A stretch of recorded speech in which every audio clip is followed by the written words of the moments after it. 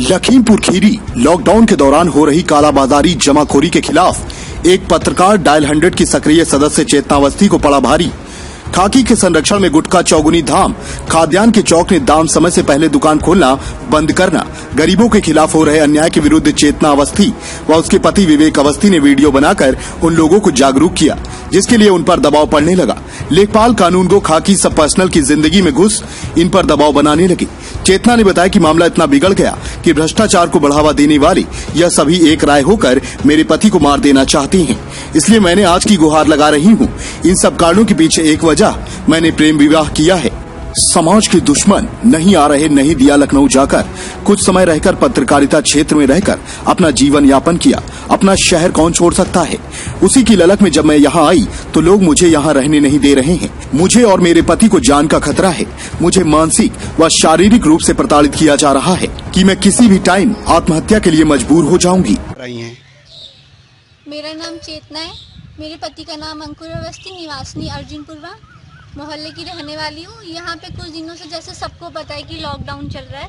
Lockdown के चलते यहाँ पे धांधली, काला बाजारी जैसे कि बहुत बढ़ी है, आप सभी जानते हैं। तो जो सीएम साहब की तरफ से जो दिशा निर्देश जारी किए गए थे कि रेट नहीं बढ़ेंगे किसी भी चीज़ के, तो यहाँ पे हर चीज़ महंगी मिल रही है, जिससे हम लोगों ने 1076 पे कंप्लेन करी एक जागरूक नागरिक होने के नाते, और बहुत से लोगों को ये नंबर प्रोवाइड किया जिनको भी हेल्प थी, पर वहाँ से भी कोई खास सहायता हम लोगों को नहीं मिली। कुछ दुकानदारों के हल्के फुल्के चालान हुए, और जो यहाँ की स्थानीय पुलिस है वो यहाँ के जो मेन सिपाही हैं जैसे गौरव शर्मा, धर्मेंद्र गिरी, सत्येंद्र, सुनील, ये सब तब से इतने दबाव में हम लोगों को ले रहे। जगह जगह मुझे और मेरे पति को रोका जाता है, कहा कि तुम कहते हैं कि तुम लोग यहाँ कुछ नहीं रोक पाओगे, जैसे चल रहा वैसे ही चलेगा।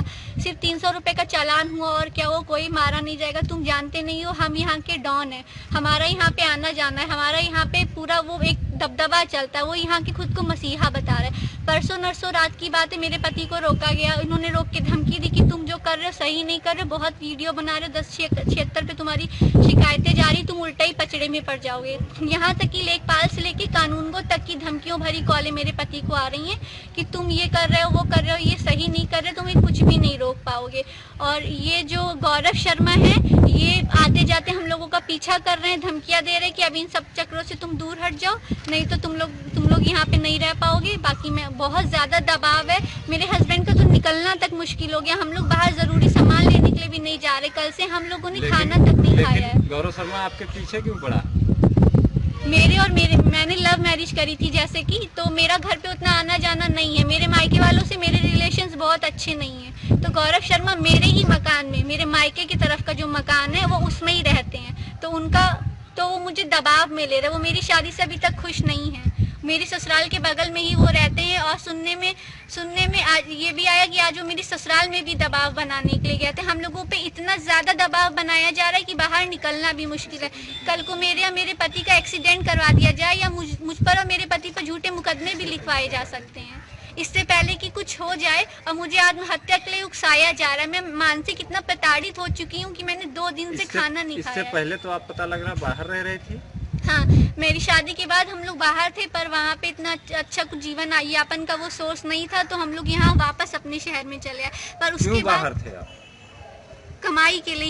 यहाँ हम लोग सेफ नहीं थे शादी के बाद से। क्या कर रहे थे हम लोग? मैं कई मीडिया में रही हूँ, कई साल से मीडिया के क्षेत्र में हूँ, प्लस 1090 के भी अभियान से जुड़ी रही, जिसमें मुझे खुद महिलाओं की सुरक्षा के लिए आगे आने के लिए बोला गया। आज मैं खुद इतनी हेल्पलेस फील कर रही हूँ। मैं खुद अपनी हेल्प के लिए इधर उधर भटक रही हूँ। एक कांस्टेबल से मुझे इतना खतरा है। तो क्या ऐसे पति को मार देंगे? क्यों नहीं मार देंगे? जब सड़क पे रोक सकते हैं, पीछा कर सकते हैं, धमकियां मिल रही हैं कि तुम कुछ नहीं कर पाओगे, तुम पीछे हट जाओ। ऐसे पति को मारना आसान नहीं। जिनको मार दिया जाता है उनसे क्या सलाह लेके मारा जाता है? आज तक क्या कभी किसी के कत्ल नहीं हुए? मेरा क्या दोष है इतना कि सिर्फ मैंने काला बाजारी का पर्दाफाश किया, इसमें मेरा तो 1 भी रुपए का फायदा नहीं है। दुकानदार खिलाफ हो जाएंगे, पर पब्लिक को तो आराम मिलेगा, वो तो सपोर्ट में है। काला बाजारी की जो दुकानें आप बता रही हैं, क्या उसमें कुछ सत्यता पाई हैं आप? मेरे पास वीडियो है। अगर सत्यता नहीं पाई तो फिर उन दुकानों के चालान कैसे हो? उन दुकानों पर छापे क्यों मारे गए? आप रेट से बढ़कर छोड़ रहे, वहाँ पे एक्सपायर माल आपको मिलेगा। उन दुकानों पे एक बार छोड़ के कई बार चालान हुए, पेपर में न्यूज तक निकली है, तो वो बिना प्रूफ के थोड़ी कोई भी निकाल देगा।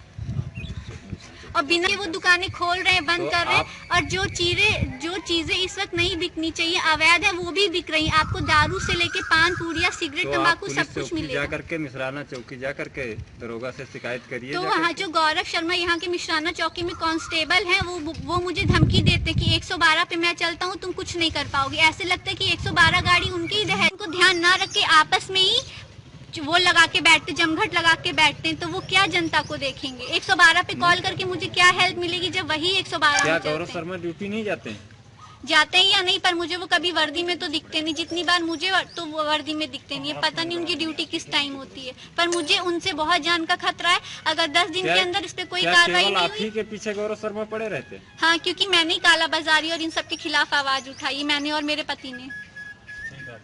बहुत जान का खतरा है। अगर 10 दिन के अंदर इस पे कोई कार्रवाई नहीं आप ही के पीछे गौरव शर्मा पड़े रहते? हाँ, क्योंकि मैंने ही कालाबाजारी और इन सब के खिलाफ आवाज उठाई, मैंने और मेरे पति ने।